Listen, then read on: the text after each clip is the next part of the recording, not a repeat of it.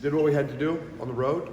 I thought it was a really, really good second half for us in terms of defensive accountability. Offensively, very, very efficient. Obviously had a few turnovers late, but held the team to 3 threes. Did a much better job on the boards. That will be huge for tomorrow night's game. The Hoosiers do a great job of offensive rebounding, but it's on to Indiana and in another fairly quick turn. But that's the norm in this year's Big Ten with the shortened calendar. So Indiana obviously picked to win the league. They've had a little bit of an up and down year. They do have the best player in the league, as voted on in the preseason. And Trace, he's having a phenomenal year. Anytime you get 24 rebounds in a game is a pretty dominant performance. We all know his athleticism. And then Shafino Hood, the freshman, has had maybe as good a year as any freshman, not just in the Big Ten, but in the country. So there's some veterans. Obviously Miller Kopp has been around the league for a while. Excellent shooter. And so we're going to have to play extremely well. A team that protects the rim extremely well, does a great job of blocking shots. And a team that anytime you've got Trace on it in the post, can cause you some problems. So we'll have to be dialed in. We'll have to keep them off the glass, keep them out of transition, and should be another tough Big Ten game. What do you feel like in his toolbox, especially as a freshman, has allowed Ty to kind of be a defensive specialist for you, even at such a young age? He's tough. He's gritty. Ty impacted winning maybe as much as any player I saw on the circuit coming in, and he did it. Led his team to the championship at Peach Jam. He's guarding some of the best players in the country, and he took great pride in that. Look at what he did with USA Basketball. He was invaluable in his role on that team, and offensively, very good passer. He's got great instincts. He's not afraid to stick his nose in there. He's tough. And you look at the other 9 in Minnesota, he's guarding a point guard. He's guarding Dawson. And then he's guarding Dawson. And so that versatility at 6'6", 6'7", with that wingspan, that strength, he still continues to grow in understanding what teams are doing. He's growing a lot in that point of view. But again, he's ultra competitive and he's really tough. Coach, how do you like your bench matched up against their bench? It seems like with their injuries, that's a key for your team. Yeah, I haven't looked at it that way. I like our bench against anybody's. I think that it's one of the things that we've shown productivity. It doesn't always show in points. Jaden provides that, RJ provides that, but can be adding some defensive stopper mentality, some toughness, some grit. I like our bench. I think we've been very solid in there. And then they score a lot of points in the paint. Do they feed the post, they drive the ball, or a combination of both? A lot. I had Trace, I'd throw in the ball too. And Trace is a very unselfish player. He's turned into an elite passer. You kind of pick your poison with him. Trace is, very capable of getting a rebound and bringing it in transition. And, this is a team, again, that offensive rebounds. You get points in the paint when you offensive rebound. Geronimo, Renaud, all those guys do a great job on the glass. So a lot of points in the paint, and it all starts with Trace. What's different about them without Race? Obviously Race is a good player, and he's older than dirt. He's a guy that's been around. He's played in a lot of games, and he's a guy that has worked really hard on his game. He was stepping out, making threes early in his career. You didn't have to guard him out there. That sets up a pretty good high-low tandem with him and Trace. But Yeah, I mean, you lose a veteran and you lose that much experience and that many games, and it's a loss for him. What's the balance between trying to limit Trace Jackson Davis and not letting anybody else get going? We do what we do. We do what we do. You know, I think we've established that, you know, we're not going to be, you know, we're going to do what we do. I mean, obviously he's a good player. We're going to have some guys. He's going to score some points. You're not going to shut him out.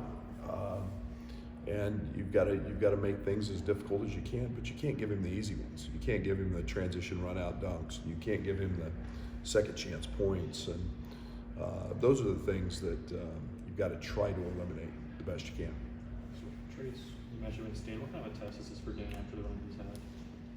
It's every night in this league. It's not just Trace. I mean, you know, you know, you're talking about 2 nights ago, he was a McDonald's All-American, you know, in Dawson Garcia. You're talking about, you know, the three-headed monster that is Michigan State. You're talking about, you know, Wisconsin's guys. It doesn't matter. It's just the next one up. And this one just happens to be really athletic and a 4-year starter. So it's his athleticism is unique. He's extremely quick. Quick twitch. Off the ground, his second jump is maybe as good as anybody in college basketball. So, got to guard him without fouling and make his opportunities tough. You mentioned the turnaround, and when Michigan State was here, Tom Izzo talked about the schedule and, you know, the rapid success. What do you think about just kind of how that's developed into so many games so frequently? Unavoidable. I mean, you're talking about the shortest calendar year we've had. You know, unless you're going to start taking away MTEs and playing games over Thanksgiving, or coming right back after Christmas and slamming games in there. It's just the way the calendar fell this year. I think we're 4 or 5 days shorter in total number of days to play the games. And you try to mix in a bye somewhere in there, and all of a sudden you get 6 games in whatever we have, 18 or 9. I think tomorrow will be our 19th straight day. And so you start slamming those games in there, and it gets pretty challenging. And you know, I'm sure our guys love it. You know, they're not practicing, but it is pretty hectic. And now we've started school, and that was the time to do it when you didn't have classes. I know it's easier than ever to find film on people, but for the freshmen and the transfers guys who opponents have never seen in Big Ten play, is there almost a little bit of an advantage to, you know, first time going against an opposing team that the opponent doesn't know exactly what they look like, just knows on film what they look like basically? Yeah, I think that's minimal. You know, I think that, you know, we watch so much film with our guys that, you know, I think they feel like that, you know, they all know the guys from the circuit or wherever, but yeah, I don't think that's too big a deal. There's obviously a little comfort, familiarity, but you know, it's probably over exaggerated. Chester hasn't been afraid to speak out about what this Indiana rivalry means to him. What have you kind of sensed from the fan bases about what this game means, Brad? Chester's got the unique advantage of playing in it. And, you know, but I think it's 2 great programs. It's 2 historic programs. And, you know, I know as a kid, I always used to watch Lou and Bobby go at it. And that was fun. And it was to have history like that and tradition. Both our fan bases are extremely passionate. They're great. And to me, this is what makes college basketball fun. The new guys, younger transfers, that need to be passed on to them, the importance of this rivalry, at least to the fan base, or is it better they don't know? No, I think it's for them. You try to keep it just another game, but they know our fans. You know, you're not keeping players, kids today, off social media, so you know they pick up on that, and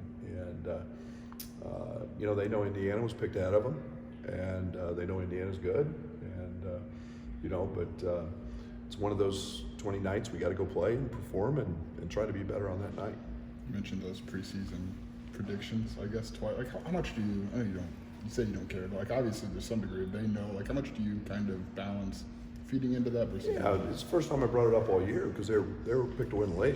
I mean, they're good. I mean, there's a team with 90 I mean, they're one of the oldest teams in the country. They got 90, I don't know what the number was, 90+% of their scoring back, and you know, we've got none. So, you know, or very little. So they were picked one for a reason, and you know, we don't beat our guys up with it, but you know, it's something that it's the respect that everybody knows where they were picked. In terms of running an offense, is there still value in the guy that maybe fits that point guard mold? This is a game that's kind of changed. Yeah, probably. I think it's more about who can pass and who can't, as much as what you can. You don't have to be 6 foot or 7 foot. You know, to have a position or a label put on you. I think it's more about, you know, can you pass? Do you have feel? Can you make the right reads? Can you, you know, it's advantageous to have guys who can pass, and you know, if they can handle the ball and do those things, then I guess you call them a point guard. But I think there's an advantage. I don't think there's a disadvantage. I don't know. I think you're a good player or you're not. I mean, you've got a lot of guys that can take a defensive rebound, push themselves, initiate the offense. Do you see that trickling down more in college basketball? Oh, it's an NBA thing. I think there's no doubt. I think there's a huge advantage to that. I mean, we've tried to do that here the last 3 or 4 years. Is you know, don't outlet it. Get guys that can push, and yet it looks good pushing it, but the end result has to be a great decision, and not everybody can make those decisions. And that's where we've got to continue to grow. But I think in the overall thing, you know, you look at Trace and you know what he does, and you look at different guys around the league, and it's becoming more positionless, but it's also becoming you know, the trickle-down effect from what they see at the next level as well. Seems like defending Trace without fouling him is a key. How do you approach that? Put multiple guys on him? Sure, we'll have. I mean, won't just be one guy guarding him. You know, you've got to guard him without fouling. It's one of the disappointing things we did in the last game. I think we had 6 slaps, 6 reaches, just totally uncalled for, and we've got to get out of that habit. It's a bad one. Fouls are defensive mistakes, and we want to make teams. We had 3 where we were in the circle in the arc, and we didn't jump. You know, we just stuck a hip or you can't make those plays, and got to make teams and make players put the ball in the basket and without fouling. So, yeah, we got to keep from fouling Trace. That's for sure. Is it fair to compare Ty's role and what you're asking him to do with what you asked DeMonte to do? Is that fair, or are you asking him to do different things? Very similar in the fact that they can play a lot of positions. Ty's bigger, Right. You know, and DeMonte grew into really that role. He was a little different as a freshman because he wasn't 220, 225 pounds like Ty, and that strong. DeMonte became the guy who could bench press the building and squat the building. He had great strength in his lower half, but you know, he's probably ahead of DeMonte at this time because of just size and strength. But yeah, a lot of the same concepts. Dean's been able to take care of the ball pretty well the past few games. How important has it been for your kind of freshman league guard to be able to kind of get the offense moving? Yeah, that's maturity and growth and understanding, and we've got a Jaden starting to come in the office and ask questions and talk more, and what do you think about this, and what's your thoughts here, and man, and when you start doing that, you start getting comfortable. So you start understanding where people are at, and you stop making those little unforced turnovers, and I don't ever want him to be cautious playing. I want him to be aggressive and know that, you know, you're going to live with 1 or 2, but yeah, he's really starting to have a great understanding. What are the biggest factors from this 3-game win streak that you're looking to take into the game against Indiana? You know, we got to keep guarding. Defense wins, and you know, we've done a lot of things better. We haven't turned the ball over as much. We've been very selective in terms of picking our spots in transition. I think that's been that's been a help, but I think we've started stacking longer periods of good play together, and that's what we want to keep seeing. So we haven't had the drops when we've gone to our bench and or we've subbed this guy out or that guy out. We've had foul trouble. Whatever the case may be, we've avoided those, and that's been a big piece to helping us continue to grow.